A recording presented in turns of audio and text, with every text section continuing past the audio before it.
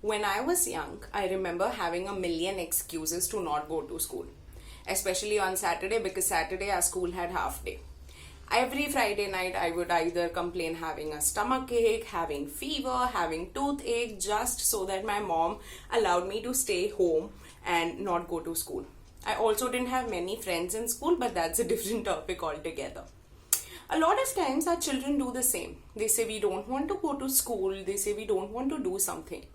And our first impulse response when we hear the word no or I don't want to do something is that you have to do it. You don't have any other option.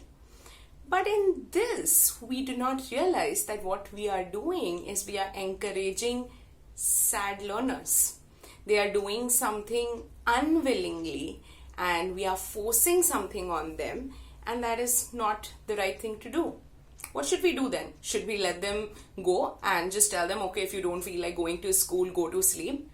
I don't think so because my mother never excused me. She made sure that I go to school every single Saturday and did not entertain any of my tantrums. But we all know these days that kids don't really listen, and if you say no, then they will be all the more tempted to do it. What should we do then? We need to reason the why, where is the no coming from? Why do they not want to go to school? Why do they not want to do something? A lot of times we also observe that they willingly enroll themselves for a dance class and now they are too reluctant to go to dance class. Ask them why. Is there a particular person there who's disturbing them? Is there a friend who is bullying them? Is there climate or the atmosphere over there too hot for them? Are they uncomfortable there? Reason why they are saying no. And try and see that you help them like something or be comfortable in a particular environment the same way they were before. Try and make the environment happy for them. Remember, as educators, as teachers, as parents, our job is to encourage happy learners.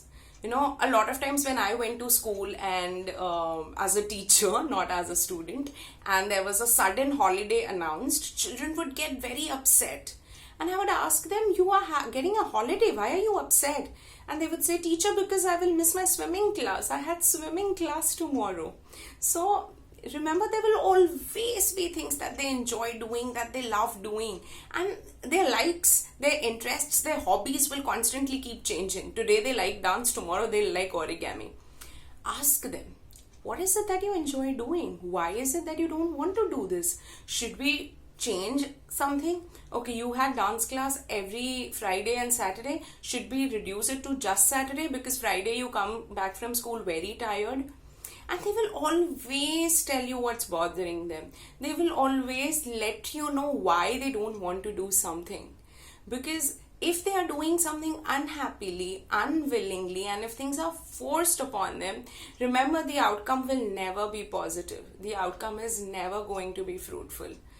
If something is done out of sheer happiness, out of a deep level of curiosity and interests, they are going to excel at it. And that's exactly what we tell in our speech and drama classes as well. Let the child take the decision whether they want to continue with the class or no.